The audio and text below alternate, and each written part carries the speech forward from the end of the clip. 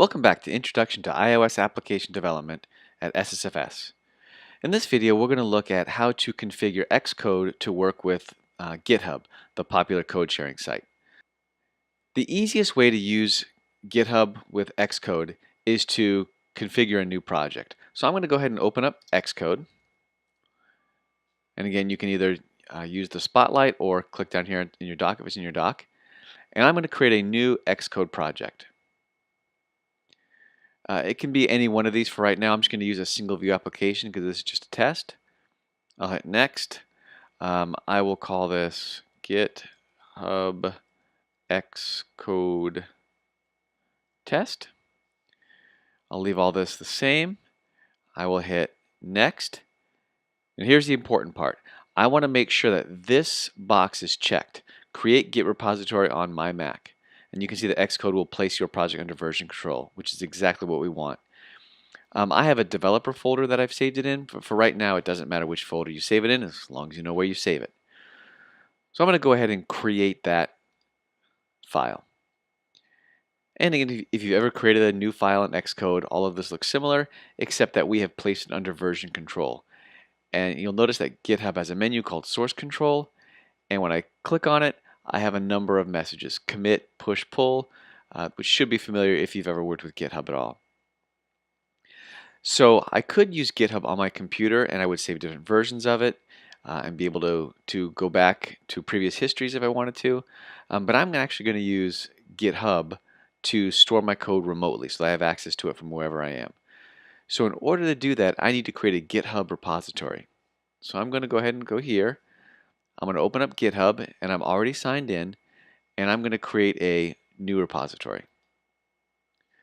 I'll call it Xcode test.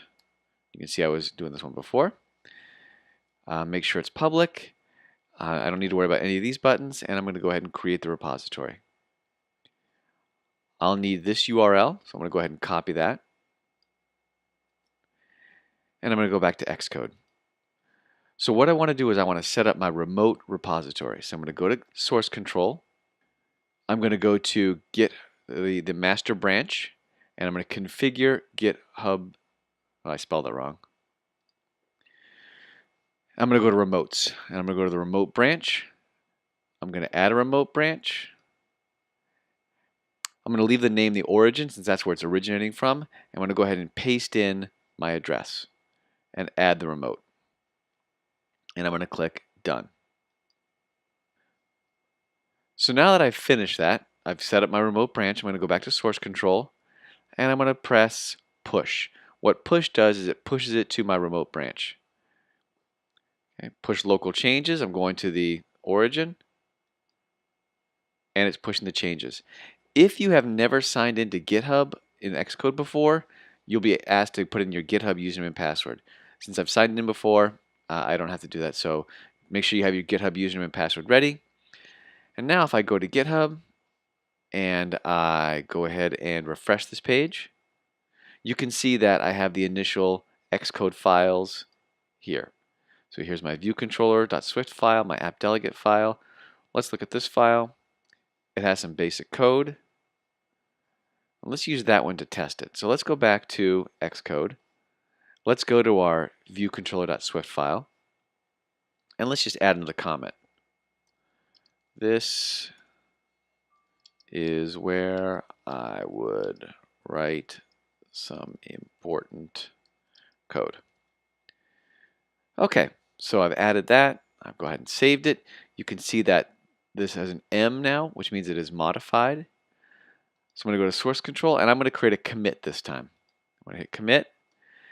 And you can see the first one was initial commit. I'm going to erase that and say added comment to view controller. I'm going to check this button, push to remote, and it's going to commit this one file and push it. So in one step,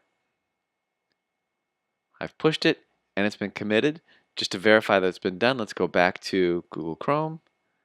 Let's refresh this page, and you can see here's my commit message. I now have 2 commits, and if I go back to that view controller, I can see there's the code.